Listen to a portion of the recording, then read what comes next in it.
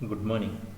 आज आपण analysis and interpretation of financial statement यातील ट्रेंड ॲनालिसिस या घटकाचा अभ्यास करणार आहोत.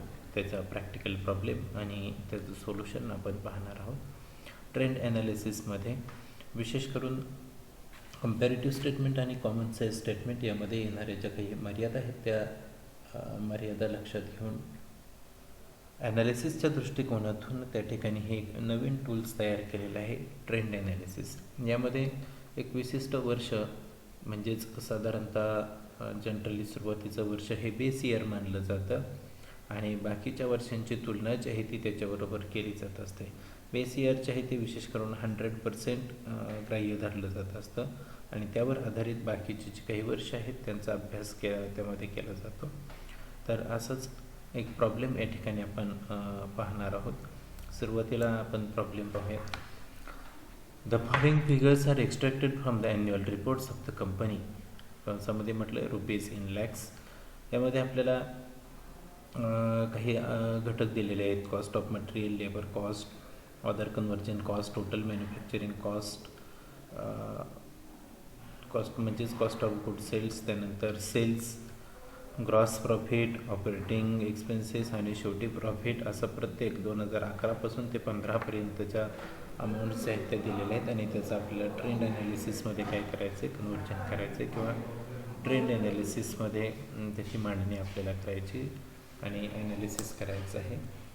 तर याचं ॲनालिसिस करताना 2011 हे जे वर्ष आहे पूर्णपणे बेस इयर मानलं जाईल. म्हणजे त्याच्या अमाऊंट ज्या आहेत त्या 100% गृहीत धरल्या जातील आणि मग 2011ची जर समजा कॉस्ट ऑफ मटेरियलची 200 रुपये अमाऊंट ही 100% असेल तर 220 ती किती टक्के असेल, 200 किती टक्के असेल याचं कॅल्क्युलेशन या ठिकाणी आपण काय करणार आहोत, मांडणार आहोत आणि तीच आपलं ॲनालिसिस असणार आहे. तर ठीक आहे, चला प्रॉब्लेममध्ये या ठिकाणी सुरुवातीला ट्रेंड ॲनालिसिस स्टेटमेंट जे आहे ते तयार करूयात. हे असणार आहे आपलं ट्रेंड ॲनालिसिस स्टेटमेंट. हे ट्रेंड ॲनालिसिस स्टेटमेंट जे आहे या ट्रेंड ॲनालिसिस स्टेटमेंटमध्ये आपण काय केलेलं आहे, पर्टिक्युलर्स, त्यानंतर 5ही वर्षांच्या असणाऱ्या अमाऊंट आणि त्यानंतर आपण कॅल्क्युलेट करणारा जो काही पर्सेंटेजमधला रेशो असणार आहे किंवा अमाऊंट ज्या असतील पर्सेंटेजमधल्या त्या या ठिकाणी आपण रेकॉर्ड करणार आहोत. ठीक आहे, चला प्रॉब्लेममध्ये सुरुवातीला आपल्याला दिलेलं आहे cost of material. Cost of मटेरियलचा अमाऊंट या ठिकाणी आपण घेणार आहोत. Cost of material. Cost of मटेरियलमध्ये 2011 पासून ते 15 पर्यंतच्या अमाऊंट्स या ठिकाणी आपण घेतो आहे. 200, 220, 200, 250 आणि 150 त्या आपण काय करणार आहोत, इथं रेकॉर्ड करून घेणार आहोत. जशा आपल्याला प्रॉब्लेममध्ये दिलेले आहेत त्याच आपण या ठिकाणी रेकॉर्ड करतो आहे. 2011चे आहे 200, त्यानंतर 2012चे आहे 220, त्यानंतर 200, त्यानंतर पुढची 250 आणि शेवटी 150.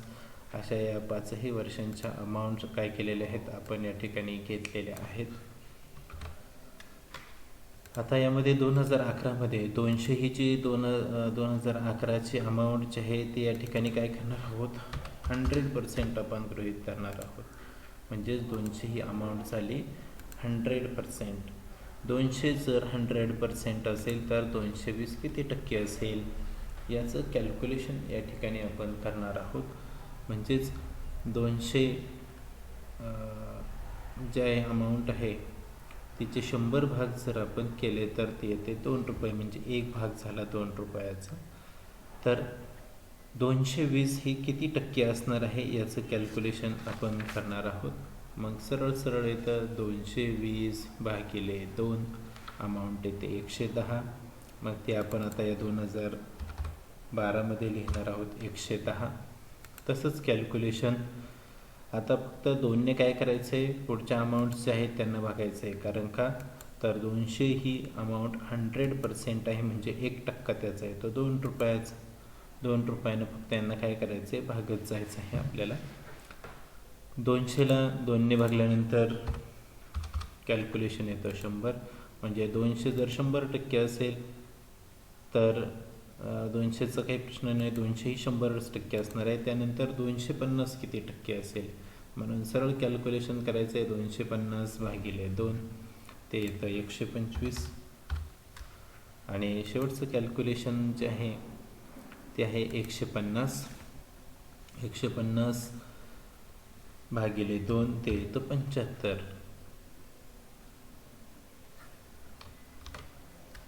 ते आता आपल्याला इथं 2015मध्ये त्याचं 75चं कॅल्क्युलेशन मांडायचं आहे. हे झालं आपलं एका कंटेंटचं ट्रेंड ॲनालिसिस. म्हणजे बेस इयर 100% आपण गृहीत धरलं आणि त्यावरून बाकीच्यांचे पर्सेंटेज काय केलेले आहेत, काढून घेतलेले आहेत. तसंच आपण पुढचेही घटक जे आहेत त्याचंही पर्सेंटेज काढून घेणार आहोत. नंतरचं आहे लेबर कॉस्ट.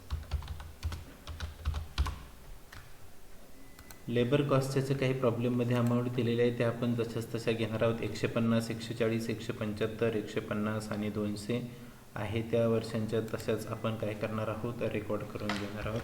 पहिली आहे 150, त्यानंतर दुसरी आहे 140, त्यानंतर तिसरी आहे 175, चौथी आहे 150 आणि शेवटच्या वर्षाची अमाऊंट जी आहे ती आहे 200.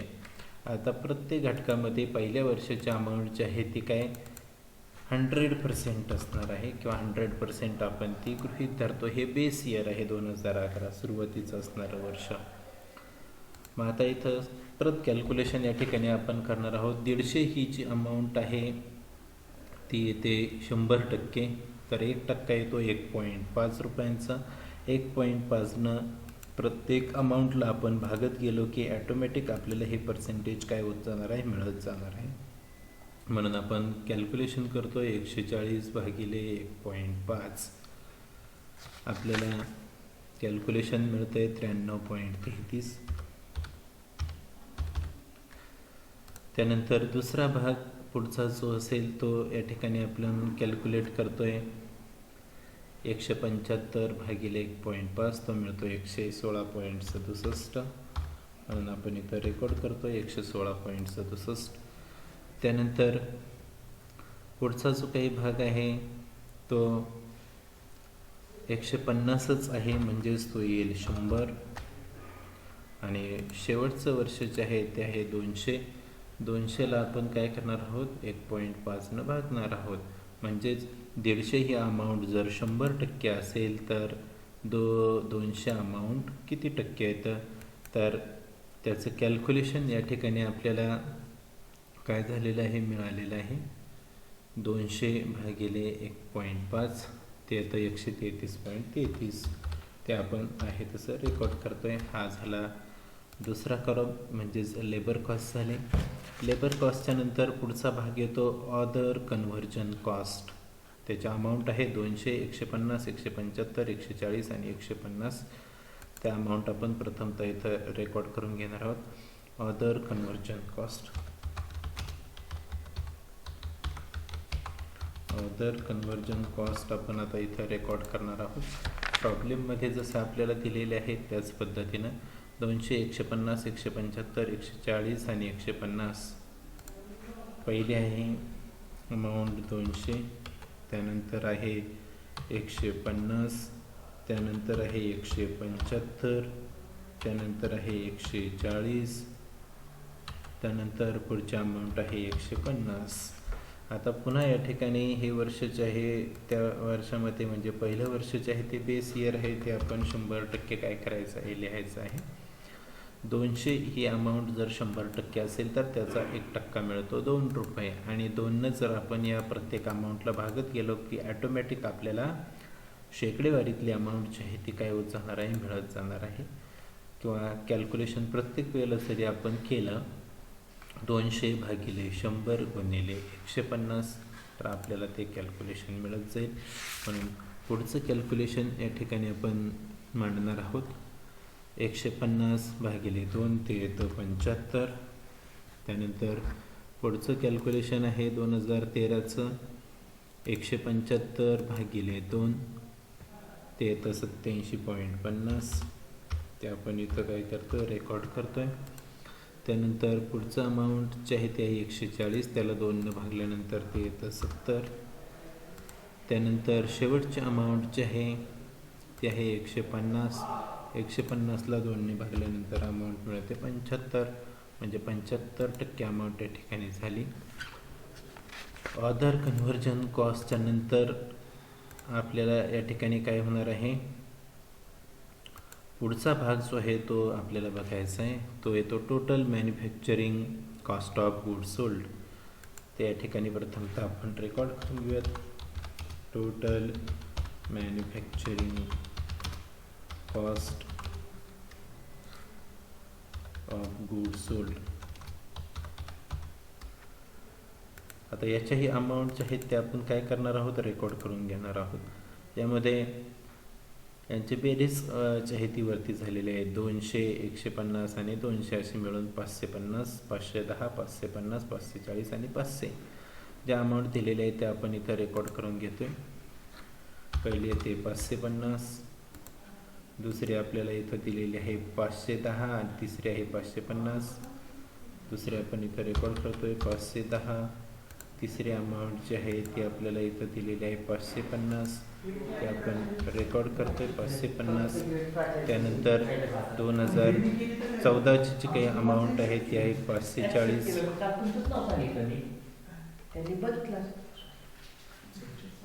त्यानंतर 2015ची जी काही अमाऊंट आहे ती आपल्याला आहे इथं 500, ते आपण इथं रेकॉर्ड करून घेतोय 500. आता आपल्याला पर्सेंटेज काढायचं आहे, ट्रेंड पर्सेंटेज. पहिलं बेस इयर आहे म्हणून 100% आपण गृहीत धरतो. 550 ही अमाऊंट जी आहे ती काय आहे, बेस अमाऊंट आहे. मग कॅल्क्युलेशन आपण करतो 550 भागिले 100. आणि आता पुढच्या याच्यामध्ये येणार आहे ते म्हणजेच त्याला गुणिले 510.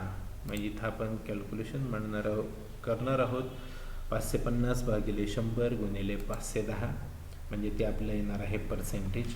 किंवा सरळ 550 भागिले 100 अमाऊंट जी आहे ती आपल्याला मिळते 5.5 आणि 5.5 यानं जर भागत आपण गेलो तर ॲटोमॅटिक आपल्याला पुढचेही पर्सेंटेज काय होणार आहेत, मिळणार आहेत.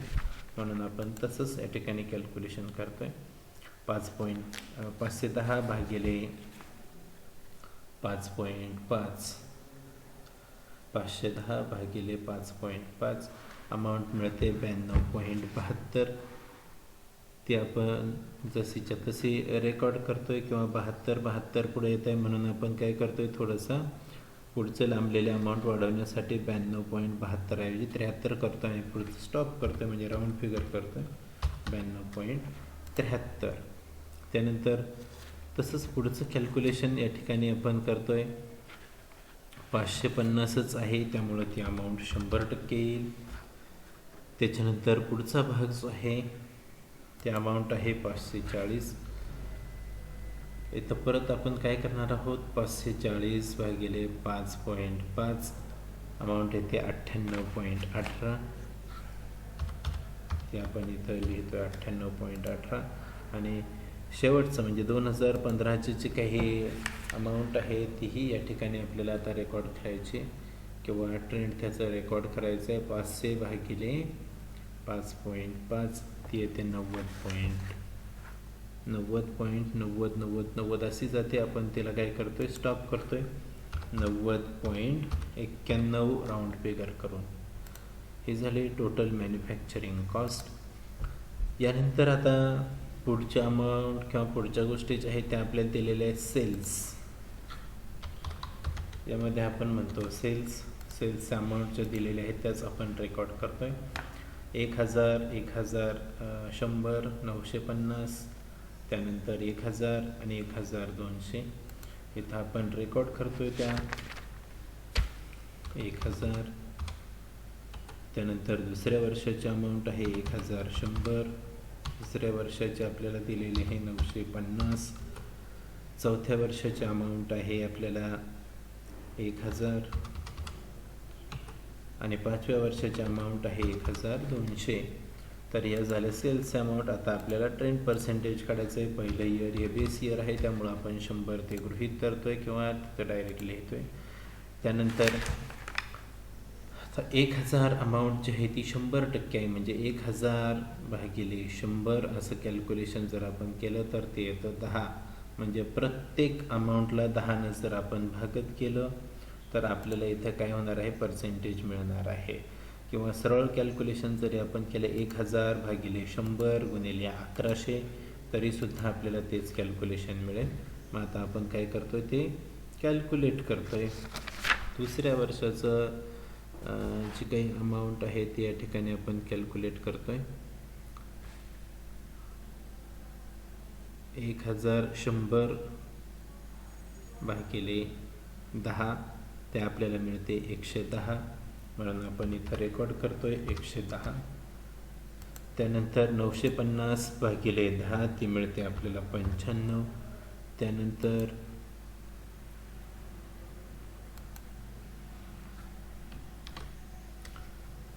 त्यानंतर पुढचा जो काही भाग आहे 1000 भागिले 1000 ॲटोमॅटिक आपल्याला त्याचं पर्सेंटेज जे आहे ते काय होणार आहे, मिळणार आहे 100%. कारण पहिली अमाऊंट 1000 जी आहे ते आपण 100% मानली, आत्ताची सुद्धा 1000 जी आहे ती 100%च येणार आहे.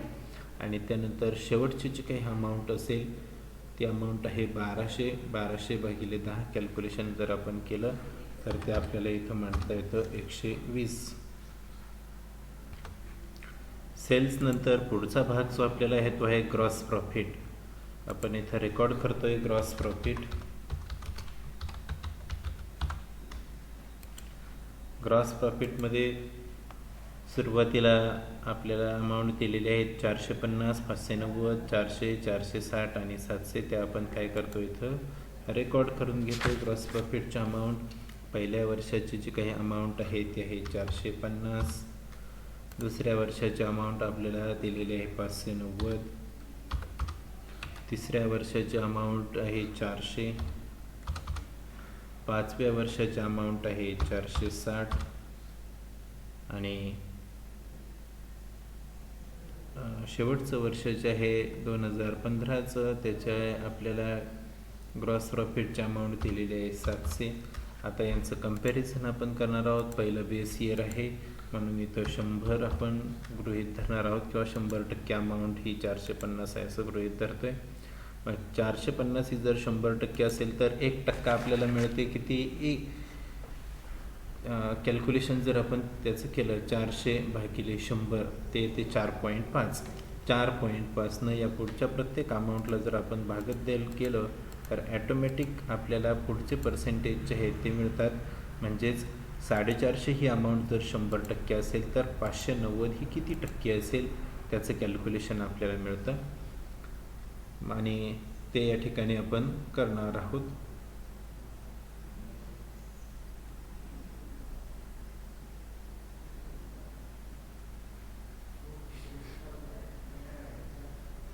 $450 भागिले 100 येतं 4.5. 590ला जर आपण 4.5ने जर भागलं तर आपल्याला कॅल्क्युलेशन जे आहे ते काय होणार आहे, मिळणार आहे 131.11.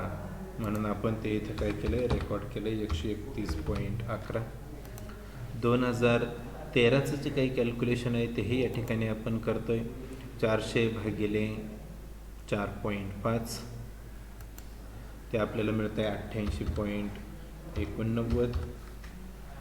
त्यानंतर 2014चं जे काही कॅल्क्युलेशन आहे 460 भागिले 4.5 ते मिळतं 102.22. म्हणून आपण तेही इथं रेकॉर्ड करतो 102.22. शेवटच्या वर्षाचे कॅल्क्युलेशन जे आहे 700 भागिले 4.5 त्याचं कॅल्क्युलेशन जे आहे ते या ठिकाणी आपल्याला मिळणार आहे 155.56. म्हणून आपण ते इथं काय करतो, रेकॉर्ड करतो 155.56. ग्रॉस प्रॉफिटच्या नंतर पुढचा भाग जो आहे तो आहे ऑपरेटिंग एक्सपेन्सेस. म्हणून आपण इथं रेकॉर्ड करतो आहे ऑपरेटिंग एक्सपेन्सेस. ऑपरेटिंग एक्सपेन्सेसमध्ये जे काही अमाऊंट आपल्याला दिलेले आहेत ते आपण इथं रेकॉर्ड करणार आहोत. 200 पहिल्या वर्षाची अमाऊंट आहे 200, त्यानंतर दुसऱ्या वर्षाची अमाऊंट आहे 220, त्यानंतर तिसऱ्या वर्षाची अमाऊंट आहे 180, चौथ्या वर्षाची अमाऊंट आहे 200, त्यानंतर पाचव्या वर्षाची अमाऊंट आहे 300, म्हणजेच 2015चे. आता आपल्याला ट्रेंड पर्सेंटेज काढायचं आहे. पहिलं 2011 हे बेस इयर आहे, म्हणून ते आपण 100% काय केलेलं आहे, गृहीत धरले, म्हणून 100 लिहिले.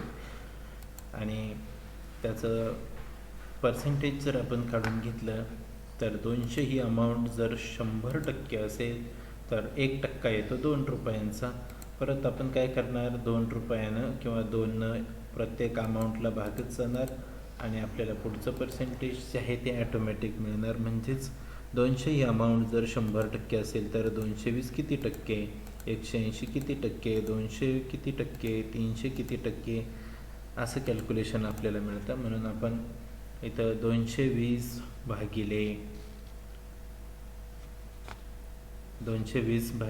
2 असं कॅल्क्युलेशन या ठिकाणी करतोय, ते आपल्याला मिळतं 110. त्यानंतर पुढचं कॅल्क्युलेशन 180 भागिले 2 ते येतं 90. त्यानंतर 200 म्हणजेच ते येईल 100, 280 भागिले 2. आणि त्यानंतर शेवटचं वर्ष जे आहे 300, त्याचं कॅल्क्युलेशन येईल 150. 150 त्याचं कॅल्क्युलेशन या ठिकाणी आपल्याला मिळाले.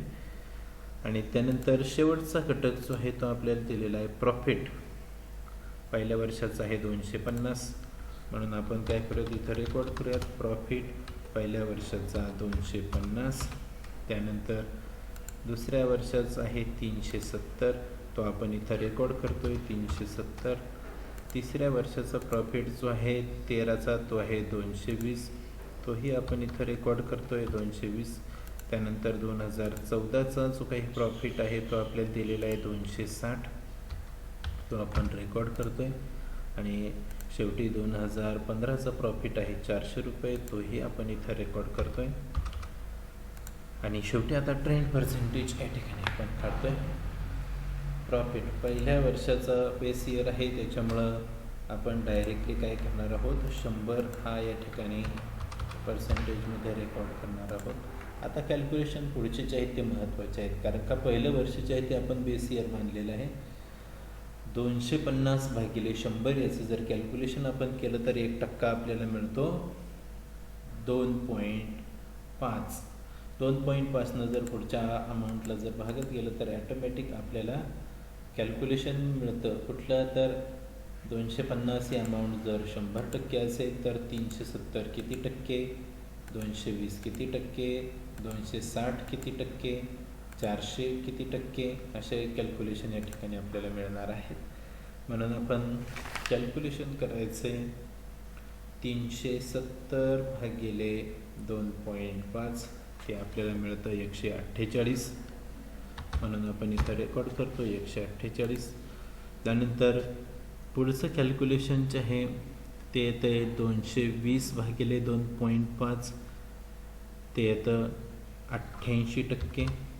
त्यानंतर पुढचं कॅल्क्युलेशन येतं आहे 260 भागिले 2.5, ते येतं 104%. आणि शेवटचं कॅल्क्युलेशन जे आहे 400 भागिले 2.5, ते मिळतं आपल्याला